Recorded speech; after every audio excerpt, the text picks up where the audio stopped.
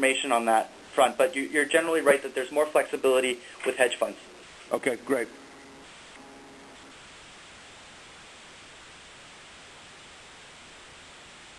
I have a question here from Kurt.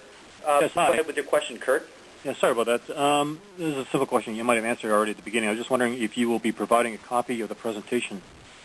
Yes, we will be providing a copy of the presentation online on our website at www.canadianhedgewatch.com. Okay, thank you. No problem. While we're waiting for questions here, maybe I'll quickly mention that a lot of the information is available in our monthly and quarterly reports. If you are to go to our website and sign up for a silver subscription, if you click on memberships, you will get a copy of our monthly report, which has editorials and monthly performance. If you sign up for a gold, you also get a quarterly report, which has all the charts that you saw today, all the underlying analysis, and a snapshot of the hedge fund industry. So I thought I'd mention that quickly while we wait for more questions. Are there any more questions on the line? Please press *1 if you have any further questions.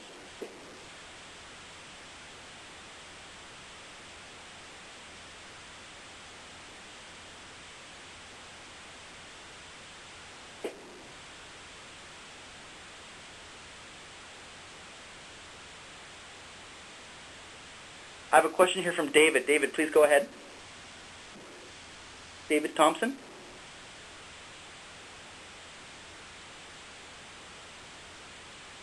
Okay, we might have lost David here. Again, please press *1. I apologize, I was on mute. Hi, am I on? Yes, you are on. Would you be able to talk about where most of the investments come from into hedge funds? Do they mainly come from retail, high net worth individuals, or institutional investors, or feeder funds? Would you be able to provide a percentage breakout between those sources of funds? The percentage breakout is very difficult to do, but in Canada, with the landscape, most of the money comes from high net worth and family offices, and a much smaller component comes from institutions. And the reason being that, in Canada, most of the hedge funds that start out are people that have traditionally worked in the mutual fund industry, in private wealth, in investment banking. They come out and start a fund, and they generally raise capital through family and friends, through their own money. And there's a bit of a chicken and egg issue in that institutions require minimum sizes before they invest. So pension plans like teachers or CPPIB may have restrictions that a fund must be at least a few $100 million before they invest. And so a lot of Canadian hedge funds have trouble getting to that critical mass, and so they rely more on the retail, high net worth. And to some extent, there's investments from small to mid-sized pension funds. However, again, this is a very small component, and some of the larger hedge funds, like Sprott, for example, have offshore funds where they attract institutional money abroad, where they will look for European fund-to-fund investors, U.S. investors, and so forth. But on the whole, I would say institutions in Canada, institutional investors tend to be fairly conservative and generally have shied away from alternative investments as a whole. Can I ask another question? Sure, go ahead. What percentage of new hedge funds survive past 1 year, 2 years, 3 years, or conversely, what percentage of hedge funds, bite the dust after 1, 2, 3 years? It is very difficult to tell because a lot of them never even show up on our radar. A lot of them don't report, so it's difficult to tell. What I can tell you, though, is that in terms of survivorship, it has been a lot better in Canada than the rest of the world because our hedge funds did not get into a lot of the fixed income arbitrage strategies where they got subprime and CDO exposure, and a lot of them do not leverage, in fact, because if you're in resources, if you're in mining stocks, it's not necessarily leverage because you're looking at investments that can become 5 and 10 baggers. So in terms of liquidations, we know of a few that are in the process of restructuring or liquidating in Canada.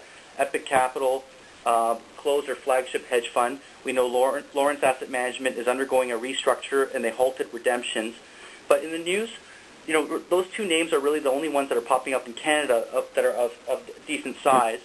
A lot of the smaller ones that were under 50 million or under 10 million will not even show up on our radar, but I'm sure there's a number of them that will pop up, never reach the critical mass, will never report, and will disappear without anybody ever knowing.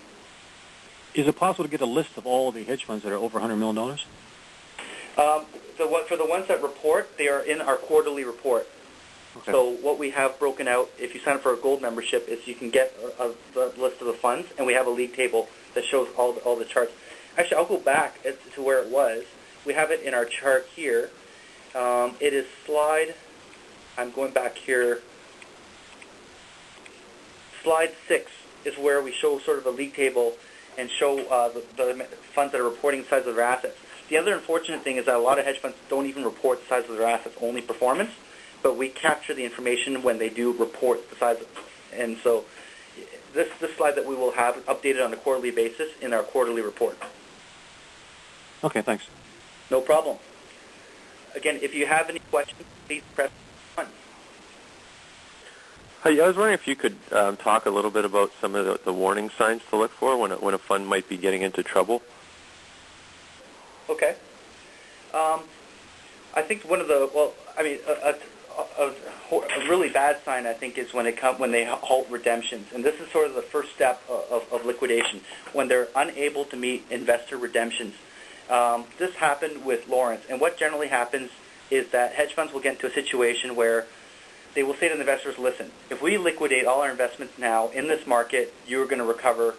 Your recovery will be very small because this is a fire sale. So what we have to do is, or it's subject to a vote in the restructuring where they're going to say, well, how about we don't redeem right away, give us a year, and we'll have a restructuring plan in place. And the hope is that the market will get a little bit better, and we'll be able to liquidate investments in a better market before we get into a position where we have to liquidate all our assets and meet all these redemption calls. So, that is a sign where things have gone horribly wrong and the wheels have come off the tracks. However, you can definitely see, if you were to look at the monthly performance, you can definitely see if, a telltale sign, for example, is look at the strategy of the hedge fund and look at the performance and see if it matches. As an example, if you're invested in a market neutral fund and it's down 15-20%, you need to ask your manager, why are you down 15-20%? You're a market neutral fund. Your strategy is to protect me in good and bad markets. There's no reason why you should be down. Whereas if you are in a long only or long bias fund and they're down 20% in 2008, it really should come as no surprise. But you can always phone your manager and find out if they're changing their strategies, if they're going to stay the course. It's important to know where the fund managers are at and to understand and to make sure that they're sticking with their strategy. So those are a few comments to help you.